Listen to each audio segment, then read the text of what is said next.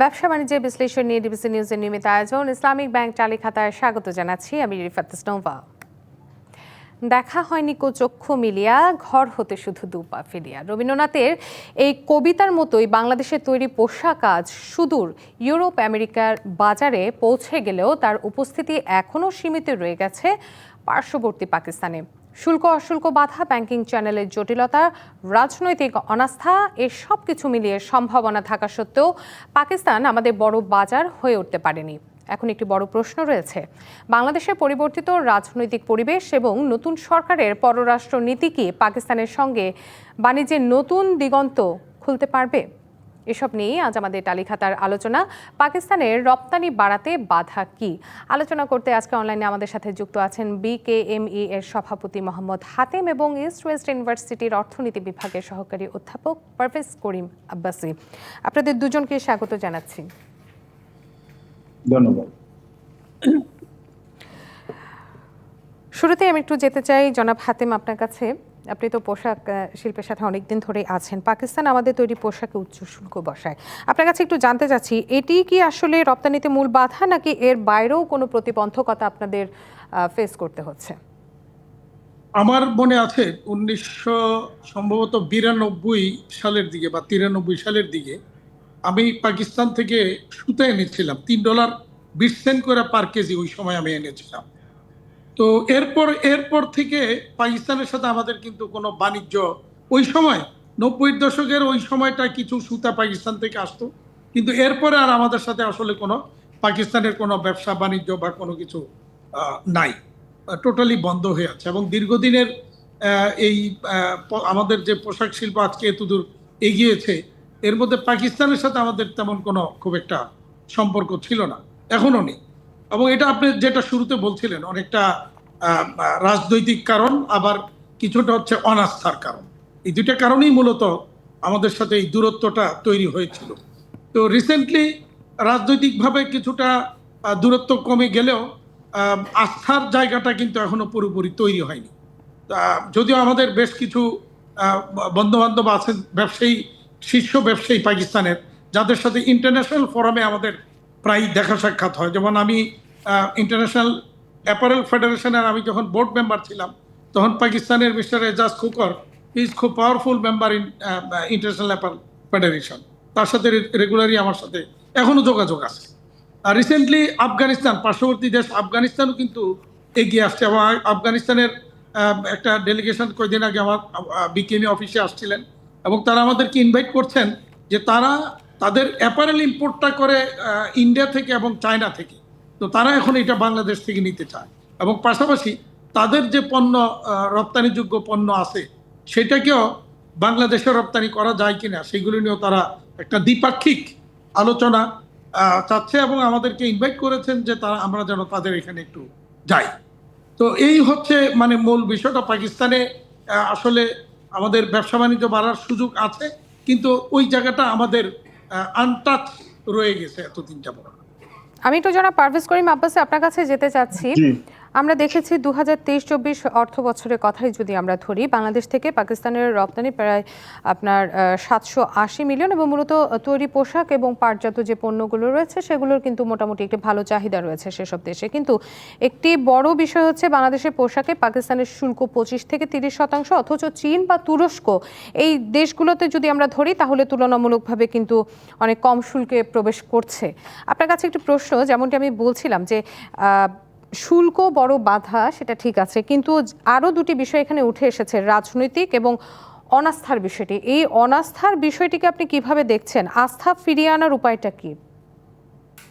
ধন্যবাদ। আমি প্রথমেই বলবো হচ্ছে যে যদি আপনি একে একে প্রশ্ন উত্তর দিচ্ছি সংক্ষিপ্ত ভাবে। আপনি যদি 2024 থেকে 2025 অর্থ বছর দেখেন, হচ্ছে বাংলাদেশ এবং পাকিস্তানের মধ্যে $865 মিলিয়ন ব্যবসা হয়েছে, যেটা 20% বেড়ে গেছে। কিন্তু আপনি যদি দেখেন এখানে ট্রেড ব্যালেন্সটা, এবং ওখান থেকে আপনার এখানে যে বক্তব্যটা, এটা আপনি সমর্থন করতে পারবেন যে $787 মিলিয়ন মতো হচ্ছে আমরা পাকিস্তান রপ্তানি করে আমাদের কাছে, বা আমরা আমদানি করি পাকিস্তানের কাছে, কিন্তু পাকিস্তান আমরা পাঠাই হচ্ছে মাত্র $78 মিলিয়ন। তার মানে আমরা যদি 10 টাকার জিনিস যদি পাকিস্তান থেকে আমরা আমদানি করি, আমরা মাত্র 1 টাকার জিনিস হচ্ছে রপ্তানি করি, মানে 10:1। মানে আমাদের হচ্ছে ব্যবসায় বিশাল বড় ঘাটতি হয়ে আছে। এবং এটার মূলত দুটো কারণ। একটা হচ্ছে যে আমাদের হচ্ছে আগের সরকারের আমলে যেহেতু এখানে হচ্ছে যে ভারতের সাথে এক ধরনের একটা অতি ঘনিষ্ঠ সম্পর্ক ছিল, তো রাজনৈতিক কারণেই বলেন বা ভূ রাজনৈতিক কারণেই বলেন, পাকিস্তানের সাথে সম্পর্কটা আমরা যতটা সার্কের সময় আমাদের এক ধরনের একটা ক্লোজনেস ছিল, ওখানে হচ্ছে এটাকে ডিটোরিয়েট করতে দেওয়া হয়েছে এবং আমরা আমাদের ইকোনমিক অপরচুনিটিস গুলোর সুযোগ খুঁজি নেই। এবং এখন যেটা হচ্ছে যে আমাদের পাকিস্তানে এখন ওখানে পাকিস্তান ও বাংলাদেশ দুই দিকেই হচ্ছে একটা একটা আশঙ্কা আছে যে এটা তো এখন আমাদের অন্তর্বর্তীকালীন সরকার চলছে। তো অন্তর্বর্তীকালীন সরকারের যখন মেয়াদ শেষ হয়ে যাবে আর তারপর যখন যেই সরকারই আসবে নির্বাচনের মাধ্যমে আশা করি, তখন হচ্ছে যে পাকিস্তানের প্রতি নীতিটা কি রকম হবে, পররাষ্ট্র নীতি, এটাও এক ধরনের একটা আশঙ্কা আছে। কিন্তু আমরা যেহেতু এখন দেখছি যে যুক্তরাষ্ট্রে যেখানে হচ্ছে যে এখানে শুল্ক নীতি যে এইভাবে পরিবর্তন হলো এবং মাল্টিল্যাটারাল ট্রেডে যে এখন এখানে হচ্ছে একটা চাপ আসছে, তো আমরা কিন্তু আমাদের একটা ট্রেড ডাইভার্সিফিকেশন করা উচিত এবং পাকিস্তানের উপর আমাদের ট্রেড এঙ্গেজমেন্ট করা উচিত এবং ওদের ওখানে যে আমাদের যে বাংলাদেশের যে রপ্তানি পণ্যগুলো আছে সেগুলোর উপর শুল্কটা কমানো উচিত এখানে সমানুপাতিক হারে। এবং এটার মধ্যে এই আগের এই অগস্ট মাসে এখানে পাকিস্তানের ডেপুটি প্রাইম মিনিস্টার আসছিলেন সফরে এবং এখানে একটা জয়েন্ট ইকোনমিক কমিশন রিভাইটালাইজ করা হয়েছে। তো জয়েন্ট ইকোনমিক কমিশনের মাধ্যমে আমরা কিন্তু হচ্ছে পাকিস্তানের সাথে আমরা হচ্ছে যে আমাদের দ্বিপাক্ষিক ব্যবসাটা বাড়াতে পারি এবং আমাদের সুযোগ থাকা উচিত বা সুযোগ খোঁজা উচিত যে আমাদের রপ্তানি বাড়তে পারে। পাকিস্তানের সাথে ব্যবসায়িক সম্পর্ক বাড়াতে আমার কোনো আপত্তি নাই, কিন্তু যদি শুধু পাকিস্তানি রপ্তানি বেড়েই যায় আমাদের আমদানি বাড়তেই থাকে, তাহলে কিন্তু বিশেষ একটা লাভ হবে না। এবং আমরা যে এখন খুব ন্যারো একটা আমরা ফুডস আমরা এখানে এক্সপোর্ট করি, শুধু চা আর হচ্ছে আপনার রেডিমেড গার্মেন্টস সীমিত আকারে এবং হচ্ছে কাঁচা জুট, এইটাকে আমরা কতটুকু ডাইভার্সিফাই করতে পারি ওটা আমাদের এখানে এখানে একটি বিষয়, এখানে ডাইভার্সিফাইড করার বিষয়টি আসছে, পাশাপাশি আরেকটি বিষয়ও কিন্তু আসছে জনাব আব্বাসী, যে সাম্প্রতিক সময় বাংলাদেশের সাথে পাকিস্তানের যে রাজনৈতিক প্রেক্ষাপট ছিল বা আঞ্চলিক সম্পর্কের কথা যদি আমরা বলি, সেটা কিন্তু অনেকটি আমরা জানি যে দৃষ্টিভঙ্গি অনেকটুকুই পাল্টে গেছে। কিন্তু এখানে একটি অভিযোগ কিন্তু রয়েছে, এটি একটু আমি জানতে চাবো জনাব হাতেম আপনার কাছে, যে পাকিস্তানের ডলার সংকটের কারণে বাংলাদেশের রপ্তানিকারকরা সময় মতো অর্থ পাচ্ছেন না। এই প্রশ্নটা একটু আপনার কাছে করবো যে এটা আসলে কতটুকু সত্যি এবং আসলে ঝুঁকিটা কোথায়, এই পেমেন্টের ক্ষেত্রে, ব্যাংকিং এর ক্ষেত্রে, নাকি বাজারে চাহিদার ক্ষেত্রে? জনাব হাতেম।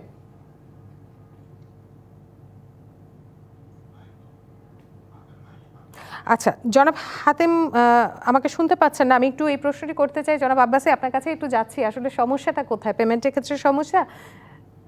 জনাব হাতেম আপনি কি শুনতে পাচ্ছেন আমাকে?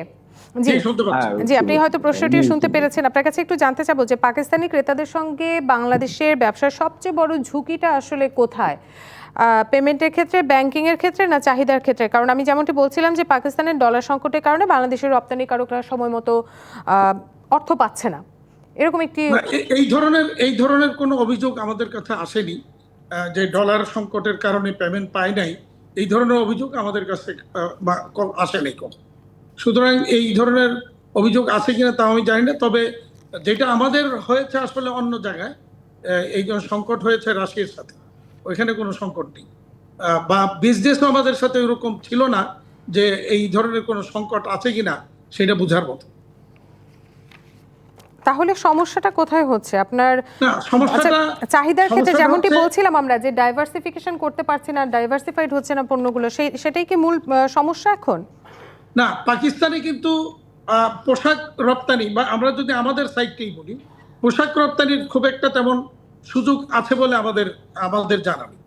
তবে ওখান থেকে সুতা সহ অন্যান্য কিছু আইটেম আমদানি করার মতো সুযোগ সেখানে রয়েছে, যেটা একসময় আমরা করতাম, এখনো সেই সুযোগ আছে। তবে হোম টেক্সটাইল বাংলাদেশের চেয়ে পাকিস্তান হোম টেক্সটাইলে কিন্তু অনেক এগিয়ে এবং অনেক স্ট্রং। তো সেই জায়গাটাতে পাকিস্তান থেকে কিন্তু বরং উল্টো আরো রপ্তানি যায় বিদেশে। তো আমরা আসলে পাকিস্তানের সাথে অন্যান্য যে সমস্ত বাণিজ্যের যে বিষয়গুলি, যেমন আমাদের যায় প্রাণ RFL এর প্রচুর পণ্য পাকিস্তানে যায়, যেটা ওয়ার্ল্ডের অনেক দেশেই যায়। তবে আমাদের ওখান থেকে আনার মতো তেমন কোনো বিষয় আমাদের সাথে কেউ এগিয়ে আসেনি, পাকিস্তানিরাও এগিয়ে আসেনি, আমরাও আসলে সেখানে যাইনি এতদিন, যেটা একটা রাজনৈতিক কারণে হোক, যেভাবে হোক আমাদের সাথে একটা ডিস্টেন্স ছিল। ইভেন আপনি যদি দেখেন, আপনারা যারা পাকিস্তানে এর আগে গিয়েছেন, আমার আমার আমার 12টা পাসপোর্ট, ইন্ডিয়ার ভিসা নিতে গেলে আমার সব সময় ওই 12টা পাসপোর্টই জমা দিতে হয়। দিলে পরে তারা খুঁজে খুঁজে সে 1989 সালে আর সম্ভবত 91 কি 92 সালে আমি পাকিস্তান গিয়েছিলাম। সেই 2টা ভিসার পাতা তারা সব সময় বের করে ফ্ল্যাগ লাগায় রেখে দেয় দেখি। তার মানে সেই 30 বছর আগে, 25, 30, 32 বছর আগে আমি সেখানে গিয়েছিলাম, সেইটাও কিন্তু এখনো তারা মার্ক করে। মানে অবস্থাটা বুঝেন, মানে পলিটিক্যালি বিষয়টা কোথায় কোন পর্যায়ে গিয়ে। জি, আমরা কিন্তু আসলে বলছিলাম জনাব হাতেম যে এই অবস্থাটি, এই প্রেক্ষাপট কিন্তু এখন অনেকটাই পরিবর্তন হয়েছে এবং রপ্তানি আমদানি যেটাই বলেন না কেন আরো বাড়বে আমরা প্রত্যাশা করছি। জনাব হাতেম এবং জনাব পারভেজ করিম আব্বাসী, আমরা একটি ছোট্ট বিরতিতে যাচ্ছি, বিরতির পর আমরা আবারও ফিরে আসছি আলোচনায়। দর্শক, বিরতি নিচ্ছি। ব্যবসা বাণিজ্য বিশ্লেষণ নিয়ে ডিবিসি নিউজের নিয়মিত আয়োজন ইসলামিক ব্যাংক চালিখাতায়, সঙ্গে থাকুন। দর্শক, আবারও স্বাগত জানাচ্ছি ব্যবসা বাণিজ্য বিশ্লেষণ নিয়ে ডিবিসি নিউজের নিয়মিত আয়োজন ইসলামিক ব্যাংক চালিখাতায়। আজ আমাদের আলোচনার বিষয় পাকিস্তানের রপ্তানি বাড়াতে বাধা কি। আমরা জেনেছি আসলে বাধাগুলো কি। এ পর্যায়ে আমি একটু জানতে চাবো যে বাণিজ্যের সম্ভাবনাগুলো কি। আমি একটু যেতে চাই জনাব পারভেজ করিম আব্বাসী আপনার কাছে, যে সাম্প্রতিক সময়ে আমরা দেখেছি যে আঞ্চলিক বাণিজ্য নীতিকে নতুন করে সাজানো হচ্ছে। আপনি কি মনে করছেন যে পাকিস্তানের সাথে বাণিজ্য সম্ভাবনা সামনে আরো সুদূর প্রসারী একটি ভূমিকা রাখতে পারবে বা সম্ভাবনার দুয়ার খুলে যাবে? একটা সম্ভাবনা আছে, কিন্তু আমি বলবো যে এখনো সীমিত সম্ভাবনা। কেননা এখানে আপাতত পাকিস্তানের ব্যাপারে আমরা এখন বিনিয়োগ করতে এখন বা ব্যবসা বাড়াতে আমাদের এখানে একটা আশাবাদী। কেননা হচ্ছে যে এক, সরকার বদল, রাজনৈতিক পটভূমি পরিবর্তন এবং পশ্চিমা বিশ্বের সাথে, বিশেষ যুক্তরাষ্ট্রের সাথে পাকিস্তানের নতুন করে উষ্ণ সম্পর্ক স্থাপন। কিন্তু এর সাথে সাথে আমাদের এখন দেখতে হবে যে আমাদের প্রত্যেকটি দেশের সাথে যেখানে আমাদের ব্যবসার সুযোগ আছে, যেখানে আমাদের আমদানি নির্ভরশীলতা একটা দুটো দেশের, গুটি কয়েক দেশের উপর থেকে আমাদের এখানে বাড়িয়ে অনেকগুলো দেশে বিস্তৃত করা এবং আমাদের রপ্তানির সুযোগটা বের করা, এর মধ্যে পাকিস্তান নিশ্চয়ই আছে। এবং আফগানিস্তানের যে কথাটাও বললো, কিন্তু আমরা জানি যে আফগানিস্তান একটা ল্যান্ডলক কান্ট্রি, মানে এটা সাগরের সাথে কোনো অ্যাক্সেস নাই। আফগানিস্তানে যদি আপনি রপ্তানি করতে চান বা আফগানিস্তান থেকে যদি আপনি এখানে তেল বা হচ্ছে এখানে খনিজ এখানে পদার্থ যদি আপনি এখানে আমদানি করতে চান, তাহলে কিন্তু পাকিস্তানকে ট্রানজিট হিসেবে ব্যবহার করতে হবে। সুতরাং আপনার যদি আপনার বা সেন্ট্রাল এশিয়া থেকে আপনার যদি এখানে ভবিষ্যতে তেল বা গ্যাস যদি আপনি এখানে আমদানি করেন, তাহলেও কিন্তু আপনার পাকিস্তানকে দরকার আছে। তো পাকিস্তানকে যেমন দরকার আছে, ভারতকেও দরকার আছে। এবং আমরা এখন যেমন এখন হচ্ছে যে পাকিস্তান থেকে আমরা যে তুলা এখানে আমরা আমদানি করছি, বা তুলার যে টেক্সটাইলের র মেটেরিয়াল আছে বা এখানে হচ্ছে মেটেরিয়াল যেগুলো আছে, এগুলো হচ্ছে যে আমাদের এখানে আমাদের টেক্সটাইল মেটেরিয়াল আমাদের এখানে যারা আমদানি করি, তো বা আমাদের আলু বা পেঁয়াজ কৃষিজাত এখানে আমদানি করে, এগুলো হচ্ছে আমাদের আমদানি নির্ভরশীলতা কমাচ্ছে। ভবিষ্যতে শিপ বিল্ডিং বা হচ্ছে আমাদের কৃষি খাতে আধুনিকায়ন করা বা মডার্নাইজেশন করা, বা হচ্ছে এখানকার যে এখানে টুরিস্ট ইন্ডাস্ট্রি বা পিপল টু পিপল কন্ট্যাক্ট, এইসব ব্যাপারে আমরা পাকিস্তানের সাথে আমাদেরকে এখানে বিনিয়োগ করতে পারি, ব্যবসা বাড়াতে পারি। তো পাকিস্তানের সাথে একটা সমস্যা হচ্ছে কমপ্লিমেন্টারিটি। ওরাও টেক্সটাইলস করে, ওরাও রেডিমেড গার্মেন্টস করে, এবং ওদের তুলার উন্নত মানের জন্য এখানে হচ্ছে পাকিস্তানে একটা হায়ার এন্ড প্রোডাক্ট ওরা রপ্তানি করে। তো সুতরাং আমাদের রেডিমেড গার্মেন্টস আমরা কতটুকু আমরা রপ্তানি বাড়াতে পারবো, এই ব্যাপারে আমি একটু সন্দিহান। বাকি দিকগুলো, অর্থনৈতিক দিকগুলোতে আমাদের এখানে এখানে এটা এখানে গভীরভাবে এটাকে এখানে পর্যবেক্ষণ করে এনগেজ করতে হবে। তো আশার আলো দেখি, কিন্তু এখানে হচ্ছে কশাসলি আমি বলবো যে আমি অপটিমিস্টিক। সেক্ষেত্রে আপনাকে যদি বলি যে আগামীতে পাকিস্তানের এই বাজারকে কাজে লাগাতে হলে বাংলাদেশকে যদি 3টি কৌশল অবলম্বন করতে হয়, কি হতে পারে সেই কৌশলগুলো? কারণ হচ্ছে আঞ্চলিক প্রতিযোগিতায় চীন এবং তুরস্কের সাথে যদি প্রতিযোগিতার বাজার বাংলাদেশকে ধরে রাখতে হয়, তাহলে বাংলাদেশ কিভাবে টিকে থাকতে পারে? এক হচ্ছে আমাদের সাপ্লাই চেইন লিঙ্কেজের জন্য আমাদের এখানে হচ্ছে ওদের কাছে আনইন্টারাপ্টেড হচ্ছে আমাদের তুলার আমদানিটা এখানে আমাদের এখানে ইনশিওর করতে হবে। এরা এখন তো আমরা বেশিরভাগ সময় চীন এবং ভারতের থেকে এখানে তুলা আমদানিটা করি, কিছু উজবেকিস্তান থেকে করি, কিন্তু যত ডাইভার্সিফাইড হয় ততটাই ভালো। দুই হচ্ছে যে আমরা হচ্ছে পাকিস্তানে এখানে আমরা হচ্ছে কন্টিনিউয়াস এঙ্গেজমেন্ট, এবং এটা হচ্ছে যে সরকারের পট পরিবর্তন হলেও আমরা যাতে পাকিস্তানের সাথে অর্থনৈতিক ব্যাপারে যদি আমরা এঙ্গেজ করতে পারি এবং আমাদের দক্ষিণ এশিয়া পার্শ্ববর্তী দেশগুলোর সাথেও যাতে আমরা এঙ্গেজ করতে পারি, এটার ব্যাপারে আমাদেরকে সুযোগ খুঁজে এবং ফ্রি ট্রেড এগ্রিমেন্টটা সাইন করা, এবং এটার জন্য হচ্ছে যে আমাদের আস্তে আস্তে ফেজ ওয়াইজ আমাদের হচ্ছে ট্যারিফ প্রোটেকশনটা কমিয়ে দেওয়া, এবং যাতে হচ্ছে বাংলাদেশ এবং পাকিস্তান দুটো দেশেরই এখানে হচ্ছে অর্থনীতি যাতে এখানে বেনিফিট পেতে পারে এটার জন্য করা। এবং এটা হচ্ছে যে শুধু এখানে আমরা দেখবো যে পাকিস্তানিরা প্রোঅ্যাক্টিভলি এখানে অপরচুনিটি খুঁজছে কিন্তু আমরা করছি না, বা ভাইস ভার্সা, এটা যাতে না হয়। তো কন্টিনিউয়াস এঙ্গেজমেন্ট আমাদেরকে ওদের অর্থাৎ সাথে আপনি এখানে করে যতটুকু থাকতে হবে। বলতে চাচ্ছেন যে বিভিন্ন রাজনৈতিক হোক বা বিভিন্ন কারণে হোক, যখন দেখা যায় একটি ভঙ্গুর বা একটি টালমাটাল অবস্থা থাকে, সেই অবস্থাটি থেকে বেরিয়ে এসে একটি দীর্ঘমেয়াদী সম্পর্ক যদি তৈরি করা যায়, সেক্ষেত্রে রপ্তানিকারকরাও আগ্রহী হবেন এবং পাকিস্তানের বাজারটাকেও দীর্ঘমেয়াদে ধরে রাখা আমাদের জন্য সহজ হবে। মোটামুটি আমি শুধু একটা কথা দিয়ে বলে দিব, যেমন যে চীন এবং ভারত কিছুদিন আগে ওদের সংঘর্ষ হয়েছে সীমান্তে, 2-3 বছর আগে, কিন্তু ওদের মধ্যে কিন্তু বাইল্যাটারাল এখানে ব্যবসা বা বাণিজ্য $120 বিলিয়ন উপরে। তো আমাদের সাথে অনেক দেশের সাথে নীতিগত ভাবে বা রাজনৈতিক ভাবে এখানে সমস্যা থাকতে পারে, তা বলে আমাদের ব্যবসা বা অর্থনৈতিক সম্পৃক্ততার কাছ থেকে আমাদের সরে আসা উচিত হবে না। এটাই আমি বলবো যে এটার উপর আমাদের এখানে এই এক্সাম্পলের উপর আমাদের ফোকাস করা উচিত। আচ্ছা, এটাকেও আপনি একটি বড় বাধা হিসেবে দেখছেন যে পাকিস্তানের রপ্তানির ক্ষেত্রে যে বাধাগুলো কাজ করছে, শুল্ক এবং সবকিছুর সাথে, এটাকে একটু বড় বাধা হিসেবে আপনি দেখছেন। আপনার কাছে একটু জানতে চাবো জনাব পারভেজ করিম আব্বাসী, যে পাকিস্তানের বাণিজ্য নীতি বাংলাদেশি পণ্যের জন্য আসলে বৈষম্যমূলক কিনা? কিছুটা অংশ তো নিশ্চয়ই, কেন 25-30% যদি আপনার এখানে রেডিমেড গার্মেন্টস উপর আমাদের রপ্তানির উপর যদি এই করটা থাকে, তাহলে তো নিশ্চয়ই এটা বৈষম্যমূলক। কেন পাকিস্তানে একটা বড় একটা টেক্সটাইলস ইন্ডাস্ট্রি আছে, রেডিমেড গার্মেন্টস ইন্ডাস্ট্রি আছে। তো সুতরাং তাদের হচ্ছে ঘরোয়া এখানে হচ্ছে যে এই পোশাক শিল্পকে ওরা হচ্ছে প্রোটেকশন দিতে চায়।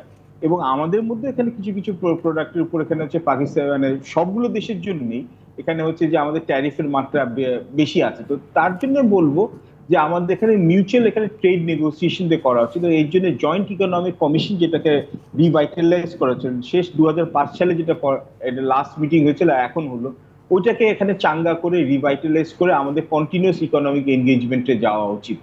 এবং তারপরে আমরা এখানে ট্যারিফ গুলো এখানে আইডেন্টিফাই করতে পারবো যে অন্যায্য যে শুল্ক যেগুলো দেওয়া আছে সেগুলো কমাতে পারলে হয়তোবা আমাদের আমাদের রপ্তানি এখানে রাস্তাটা বাড়তে পারে। তার জন্য আমাদের এখানে যথেষ্ট এখানে গবেষণা এবং এনগেজমেন্ট দুটোই বাড়াতে হবে। কিন্তু এখানে একটা প্রশ্ন কিন্তু আসলে থেকেই যায় যে বাংলাদেশ এবং পাকিস্তানের ফ্রি ট্রেড এগ্রিমেন্ট বহু বছর কিন্তু আলোচনায় ছিল, কিন্তু আলটিমেটলি এটা কিন্তু কোনো বাস্তবায়ন হয়নি বা বাস্তবিত রূপ কিন্তু আমরা দেখতে পারিনি। সেক্ষেত্রে এফটিএ বা পিটিএ হলে কি আপনি রপ্তানি বাস্তবিক অর্থে বাড়বে, এটি আপনি মনে করছেন? যদি সত্যিকারের অর্থে যদি এটাকে বাস্তবায়ন করা হয় তাহলে হবে। আপনি তো শুধু পাকিস্তানের কথা বলছেন কেন, শ্রীলঙ্কার সাথে তো আমাদের নাকি ফ্রি ট্রেড এগ্রিমেন্ট হওয়ার কথা, সিঙ্গাপুরের সাথে একটা প্রেফারেন্সিয়াল ট্রেড এগ্রিমেন্ট হওয়ার কথা, সাউথ কোরিয়ার সাথে হওয়ার কথা। এটা তো বহু বছর ধরে যাচ্ছে। এমনকি ভারতের সাথে একটা কম্প্রিহেনসিভ ইকোনমিক পার্টনারশিপ এগ্রিমেন্ট হওয়ার কথা। কিন্তু আমাদের ইকোনমিক ডিপ্লোমেসিতে আমরা আমাদের এখন দক্ষতা এখন অতটা বাড়ে নাই। এটাই আমি বলতে চাচ্ছি। পারভেজ করিম আব্বাসী, আমাদের শেষ করতে হচ্ছে আজকের অনুষ্ঠান এখানেই। এতক্ষণ সঙ্গে থাকার জন্য ধন্যবাদ। ধন্যবাদ। দর্শক, শেষ করছি ব্যবসা বাণিজ্য বিশ্লেষণ নিয়ে ডিবিসি নিউজের নিয়মিত আয়োজন ইসলামিক ব্যাংক চালিখাতা। এতক্ষণ সঙ্গে থাকার জন্য সবাইকে ধন্যবাদ।